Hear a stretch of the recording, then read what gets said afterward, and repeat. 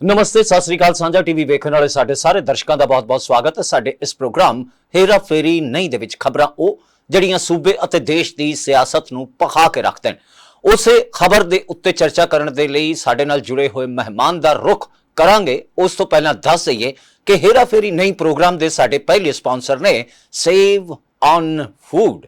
घर दे राशन की महंगाई की चिंता तो पूरी तरह हो जाओ आजाद, क्योंकि आ चुके हैं सेव ऑन फूड, जिथे फेस्टिव दिनों तो अलावा रोजाना के आम दिनों भी तुसी हासिल कर सकते हो राशन के समान के उत्ते बाकमाल ऑफर।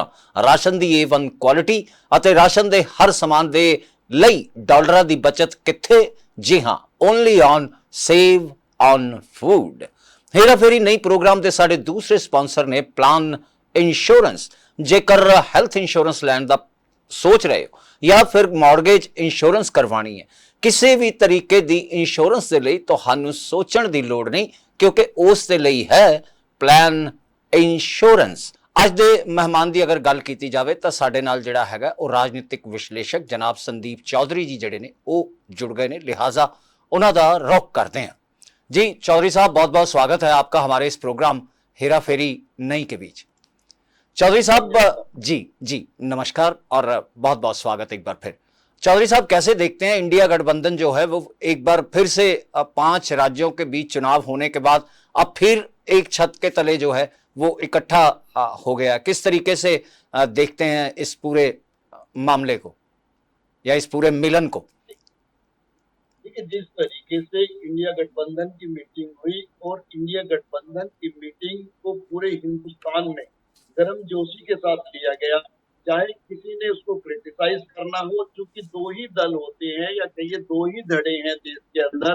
पहले आप एनडीए और यूपीए के नाम से जानते थे, आज एनडीए वर्सेस इंडिया गठबंधन है। बिल्कुल। तो इंडिया गठबंधन जब करवट लेता है या कहिए जब कोई मीटिंग करता है या जब कहाँ भी बढ़ता है तो चर्चा हो जाती है, क्योंकि जो सरकार कह लीजिए या सत्ता पक्ष कह लीजिए या जो एनडीए गठबंधन है उसकी बात कर लीजिए, कहीं ना कहीं पेन जरूर होता है। और देखिए, राजनीति में दो ही चीज है, कोई क्रिटिसाइज करता है तो कोई वाह करता है। बिल्कुल। तो जो इंडिया गठबंधन के लोग हैं उन लोगों के लिए ये खुशी की बात है और इंडिया गठबंधन को एक नई एनर्जी देने की बात है, इंडिया गठबंधन की नई स्ट्रेटेजी बनाने की बात है। और इन चुनावों से बाहर निकलकर जब हम आगे बढ़ते हैं तो हमें इकट्ठा होना पड़ता है, अपनी एक यूनियन होती है। जैसे आप भी कोई शो करते हैं, उससे पहले आपकी पूरी मीटिंग होती है, चीजें डिस्कस की जाती है, कौन से पॉइंट को लेके हमें डिबेट करनी है, किस तरीके से प्रिपरेशन करनी है। तो इसी तरीके से राजनीति चलती है, राजनीतिक दल चलते हैं। तो इंडिया गठबंधन का ठीक अभी 29 में लोकसभा चुनाव भी होने हैं, अभी कई राज्यों के विधानसभा चुनाव भी होने हैं। ऐसे टाइम पर इंडिया गठबंधन का साथ आना, और साथ आना इसलिए भी जरूरी था, यह मीटिंग इसलिए भी जरूरी थी कि कयास लगाए जा रहे थे, कभी आम आदमी पार्टी को लेकर के, कभी जो तमिलनाडु में चुनाव हुए वहां पर जो डीएमके के साथ जो जिस तरीके से कांग्रेस के संबंध कह लीजिए अलग हुए, या कांग्रेस ने अपना एक जो है स्टेप चेंज कर लिया है कि डीएमके को छोड़कर वो अब विजय थलपति के साथ चले गए हैं, बिल्कुल, टीवी के पार्टी के साथ। बिल्कुल। तो आप ये देखिए, टीवी के पार्टी एक नया साझीदार हो सकती है अब इंडिया गठबंधन का। और अगर जगन मोहन रेड्डी की मैं बात करूं तो जगन मोहन रेड्डी भी अब नया एक चेहरा हो सकते हैं, नए पार्टनर हो सकते हैं इंडिया गठबंधन के। तो ये अगर दल साथ में आते हैं तो इंडिया गठबंधन और ज्यादा मजबूत होकर के उभरेगा और लोगों को वो चीजें स्पष्ट हो जाती हैं कि अब इंडिया गठबंधन का हिस्सा कौन हो सकता है और कौन नहीं हो सकता है। और इंडिया गठबंधन की मीटिंग इसलिए भी जरूरी है, इंडिया गठबंधन का मतलब है विपक्ष, और विपक्ष को समझा जाता है देश की और जनता की आवाज। और इंडिया गठबंधन इन चीजों पर डिस्कस कर सकता है कि महंगाई क्यों इतनी ज्यादा बढ़ रही है, सरकार को किस तरीके से हम इस पर घेरें ताकि सरकार इस महंगाई को बढ़ने से रोके। अमेरिका जो है या कहिए राष्ट्रपति ट्रंप है, वो किस तरीके से अपने बयान दे देते हैं। हाल ही में राष्ट्रपति ट्रंप का बयान आया कि पूर्ववर्ती सरकारों ने अमेरिका को खूब लूटा या कहिए अमेरिका से खूब फायदा उठाया, लेकिन अब मेरे दोस्त की सरकार है और अमेरिका भारत से खूब पैसा कमा रहा है, मुझे पैसा कमाना है। तो पैसा कमाने का मतलब क्या, अमेरिका हमें लूट रहा है, तो ये लूट की छूट अमेरिका को क्यों मिली हुई है? आखिर क्या वजह है कि हम रसिया के साथ आज की तारीख में नहीं चल पा रहे हैं? आपने एक सब्मिट भी अभी देखा होगा, उसमें जो है पुतिन साहब थे, पुतिन साहब ने बात कही कि हिंदुस्तान हमारा आज से नहीं, सोवियत संघ के यूएसएसआर के टाइम से हमारा पार्टनर है और हमने हमेशा साथ दिया है, लेकिन आज की तारीख में चीजें बदल गई हैं। पता नहीं ये सरकार वो स्टेप लेगी या नहीं लेगी, बाकी हम हमेशा हिंदुस्तान के साथ थे, हिंदुस्तान के साथ खड़े हैं। तो ऐसे अनेक मुद्दे हैं, देश की राजनीति पर भी चर्चा हो सकती है। जी। तो ये सब चीजें जरूरी थी, इंडिया गठबंधन की मीटिंग जरूरी थी। आने वाला चुनाव उत्तर प्रदेश का भी है, आने वाला चुनाव पंजाब का भी है, उत्तराखंड का भी है, तो कई बड़े अहम चुनाव होने वाले हैं। तो मुझे लगता है बहुत महत्वपूर्ण चीज थी, इसीलिए आज की तारीख में इसकी चर्चा हो रही है। और आपने देखा होगा विपक्ष के लोगों से ज्यादा सत्ता पक्ष के लोगों के मैंने स्टेटमेंट आते हुए देखी, उनकी बाइट देखी, तो कहीं ना कहीं सत्ता पक्ष के अंदर डर तो है। जी जी बिल्कुल। लेकिन अगर इंडिया गठबंधन का हम पीछे की इनकी जब शुरुआत देखें, जब ममता बनर्जी जो हैं वो पहले साथ थी, लेकिन जब चुनाव का वक्त आता है तो कुछ ऐसी चीजें जो हैं वो सामने आती हैं जो दरार दिखाती हैं कि इंडिया गठबंधन के नेता के बीच जो है वो एकजुटता नहीं है, कहीं ना कहीं मुद्दों को लेकर और अपनी खुद की राजनीति चमकाने के चक्कर में वो बिछड़ जाते हैं। क्योंकि ममता बनर्जी की अगर बात करें, पहले वो साथ थी, फिर बाद में जो है उन्होंने साफ किनारा किया, अब फिर इस मीटिंग में वो साथ हैं। वहीं आम आदमी पार्टी की बात करें तो आम आदमी पार्टी जो है वो बढ़ चढ़ के इंडिया गठबंधन का हिस्सा बनी थी, लेकिन अब साफ तौर पर उसने कह दिया है कि हम इससे अपना किनारा करते हैं और हम इसका हिस्सा नहीं बनेंगे। आखिरकार क्या कारण समझते हैं चौधरी साहब आप, जो इस तरीके की चीजें इंडिया गठबंधन के बीच अब सामने आ रही हैं? देखिए, बहुत महत्वपूर्ण सवाल है आपका जी। और बहुत अंदर की बात है जो आपने सवाल पूछा है, और देश का हर आदमी ये चीज जानना चाहता है कि ऐसी चीजें क्यों पैदा हो जाती है। जी। राजनीति में हर राजनीतिक दल सरवाइव करना चाहता है, मजबूत होना चाहता है। तो आप देखेंगे कांग्रेस एक राष्ट्रीय दल होने के साथ साथ अलायंस का चीफ भी है। बिल्कुल। तो जिस तरीके से आम आदमी पार्टी का अगर आप बैकग्राउंड चेक करेंगे, आम आदमी पार्टी दिल्ली की राजनीति करती है, दिल्ली के साथ वो पंजाब की राजनीति कर रही है, पंजाब में अपनी सरकार चला रही है। बिल्कुल। तो ऐसे में एक म्यान में दो तलवार नहीं रह सकती, वो वाली आपने कहावत सुनी होगी। तो कांग्रेस को ये लगता है कि दिल्ली में कांग्रेस ही बीजेपी का मुकाबला कर सकती है और पंजाब में कांग्रेस ही वो चेहरा या वो चीज हो सकती है जो बीजेपी को या बीजेपी अलायंस को रोक सकती है। और ये कहीं ना कहीं मैं मानता हूँ ये सच भी है, ये बहुत बड़ा सच है। अगर कांग्रेस पार्टी को अपना वर्चस्व रखना है कायम और अपना अस्तित्व बचा के रखना है, क्योंकि पहले भी आपने पूर्व में ऐसे अलायंस देखे होंगे जहाँ कांग्रेस पार्टी लगातार क्षेत्रीय दलों के साथ गठबंधन करती चली गई और उसका कांग्रेस को नुकसान उठाना बिल्कुल। एक वक्त था जम्मू कश्मीर में कांग्रेस की सरकार होती थी, लेकिन अलायंस की वजह से कांग्रेस को नुकसान उठाना पड़ा।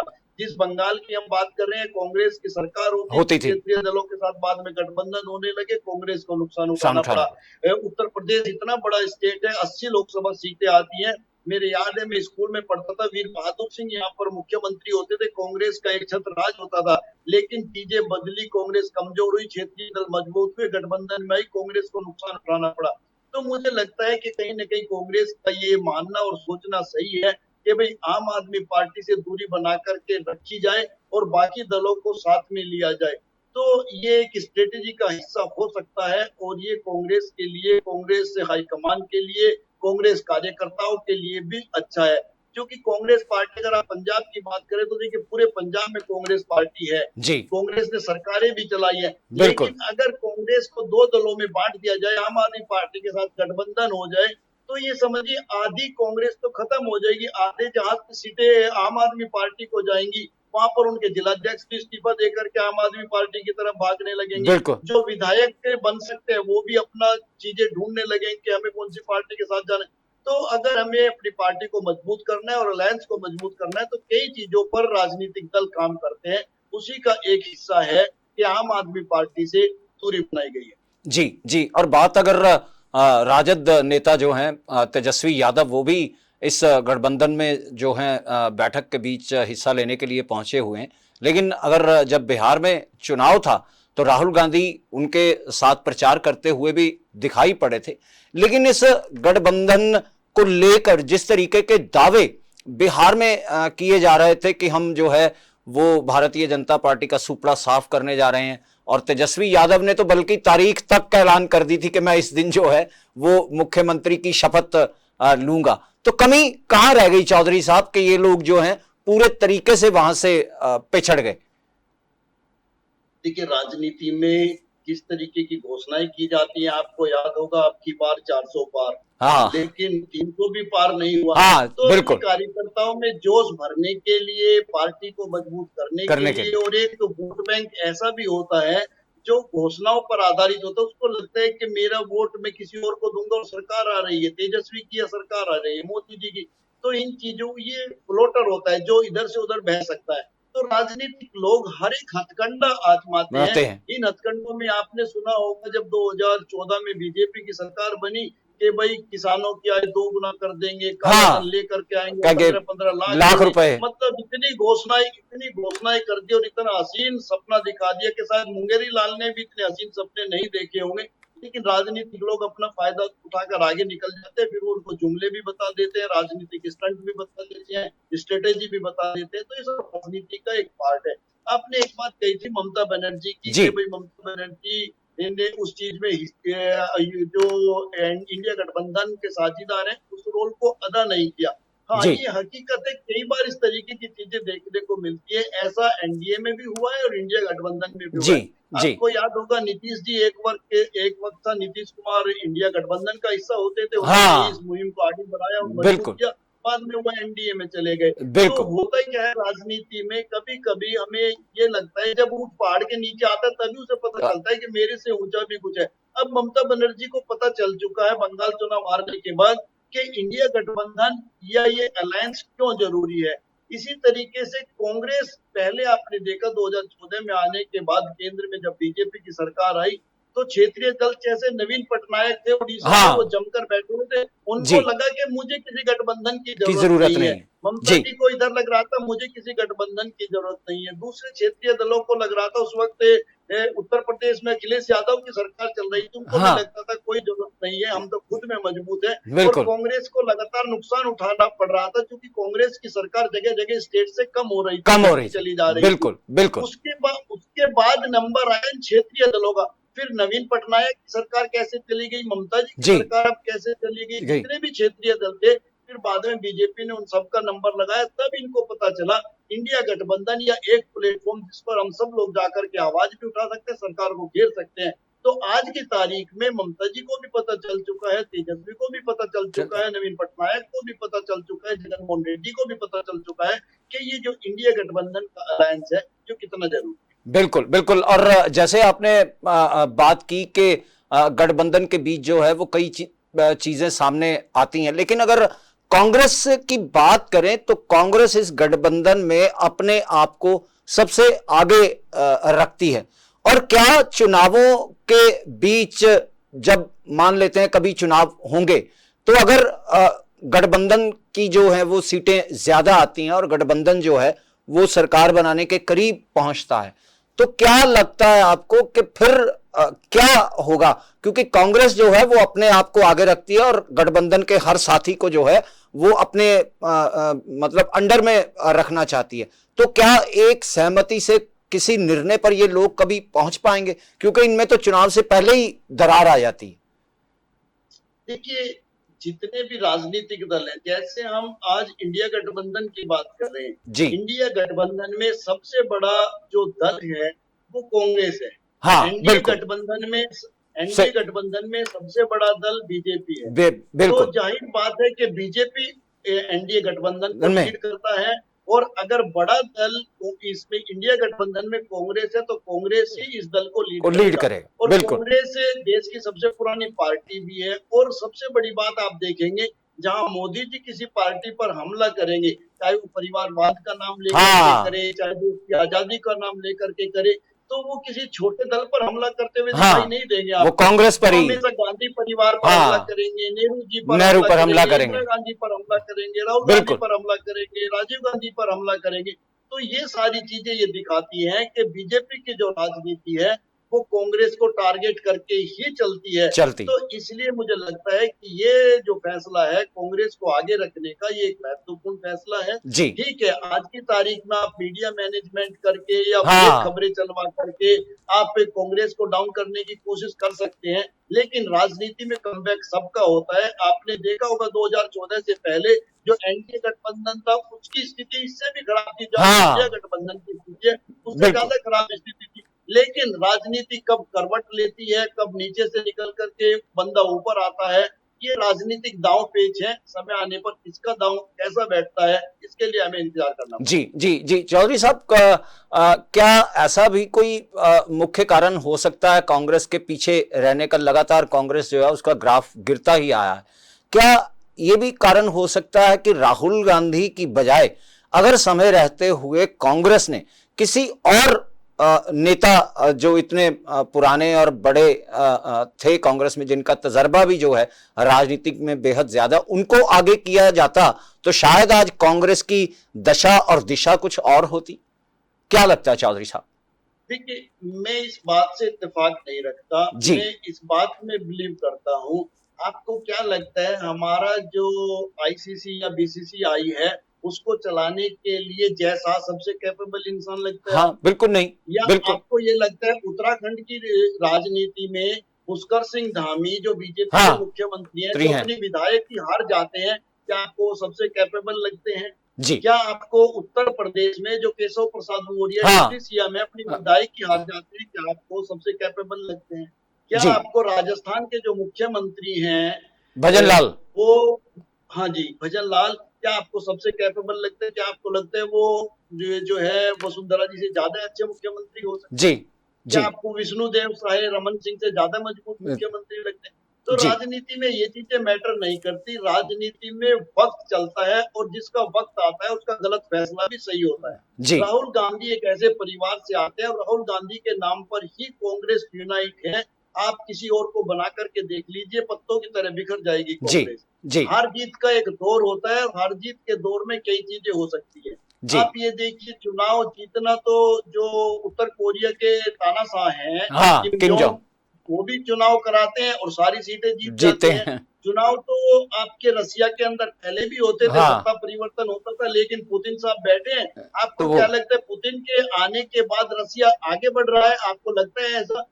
रसिया लगातार नीचे की तरफ जा रहा है, लेकिन सत्ता सिंहासन पर पुतिन ही बैठे हैं।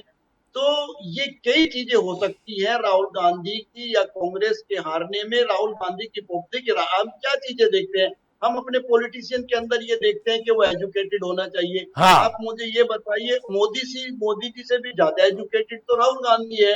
अगर आप उनका प्रोफाइल देखेंगे, इंटरनेशनल प्रोफाइल मिलेगा। मोदी जी का तो बैन था बाहर जा, अमेरिका तो इसको अपना वीजा भी नहीं देता। बिल्कुल। तो कई चीजें पहले हमने हिंदुस्तान के अंदर सरकारें प्याज की महंगाई पर बदलती हुई देखी है। बिल्कुल 100 रुपए अगर कभी डीजल का रेट बढ़ जाता तब बदल जाती थी। और आज की तारीख में पिछले 3 महीने में 29 रुपए गैस के दाम बढ़ गए, खाने की गैस के। और किसी न्यूज चैनल पर आपने चलते हुए खबर नहीं, 29 रुपए अभी परसों फिर बढ़ गए हैं, 29 रुपए के करीब। जो 55 रुपए का डॉलर था, जब वो थोड़ा भी अप डाउन करता था तो देश में हाहाकार मच जाता था, सरकारें गिरने तक की नौबत आ जाती थी, प्रधानमंत्री को आके स्टेटमेंट देना पड़ता था। लेकिन आज आप देखिए वो कहाँ चला गया है। जिस डीजल पेट्रोल की ये माहौल था कि बताइए 35 रुपए लीटर का डीजल लेना पसंद करेंगे या 70 रुपए का लेना पसंद करेंगे, जिसके ऊपर सरकार बन गई। बाबा रामदेव देते थे चैनल पर बैठ करके, वहां आज 100 रुपए पार हो गए हैं। लेकिन आप देखिए क्या जादू चल रहा है। लोग भी वही हैं, नेता भी वही है, लेकिन सत्ता परिवर्तन के नाम पर देखिए क्या चीजें हो रही है। तो सत्ता परिवर्तन के पीछे बहुत सारी कहानियां हो सकती है, वो एक अलग मैटर है। लेकिन हमें ये देखना पड़ेगा, क्या राहुल गांधी की पॉपुलैरिटी कम है या राहुल गांधी के चरित्र पर दाग है? आपको ना तो राहुल गांधी के चरित्र पर दाग है। सुब्रमण्यम स्वामी तो बीजेपी के नेता है, वो किसके दामन पर दाग लगाते हैं? आप छोड़ दीजिए पक्ष और विपक्ष की बात। तो बहुत सारी ऐसी चीजें हैं, जब हम उनका एनालिसिस करते हैं तो हम पाते हैं कि राहुल गांधी तो हीरा है। और राहुल गांधी अगर भ्रष्टाचार भी होते तो बीजेपी की सरकार बनने के बाद सबसे पहले देश छोड़कर भागने वाले में मोदी और विजय माल्या से पहले गांधी परिवार होता। लेकिन चूंकि ये तो खरा सोना है, ये तो देश छोड़कर नहीं भागे, इनके ऊपर इतने आरोप लगाए, इनके ऊपर नेशनल हेराल्ड के नाम से भी आरोप लगाया। आज की तारीख में क्या बीजेपी का कोई नेता बैठकर नेशनल हेराल्ड का नाम लेता है? तो आप ये देखिए इनका चरित्र हनन किस लेवल पर जाकर के किया गया, सोशल मीडिया से लेकर के डिजिटल मीडिया पर, प्रिंट मीडिया पर, हर जगह किया गया। लेकिन ये लोग हैं कि लोह स्तंभ की तरह खड़े हैं और चीजों को फेस कर रहे हैं। हाँ, बात है वक्त की, वक्त जरूर आएगा और वक्त बदलता है। बिल्कुल बिल्कुल। और क्या माना जाए कि इंडिया गठबंधन की जो रणनीति है, जो नीति आगे बनेगी, क्या उसके तहत हमें जब चुनाव होंगे, अगर लोकसभा की बात करें, तो क्या हमें देश में सियासत की पिक्चर जो है वो बदलती हुई दिखाई दे सकती है चौधरी साहब, अगर एक समन्वय के साथ इंडिया गठबंधन एक ट्रैक पे सब एक साथ चलते हैं?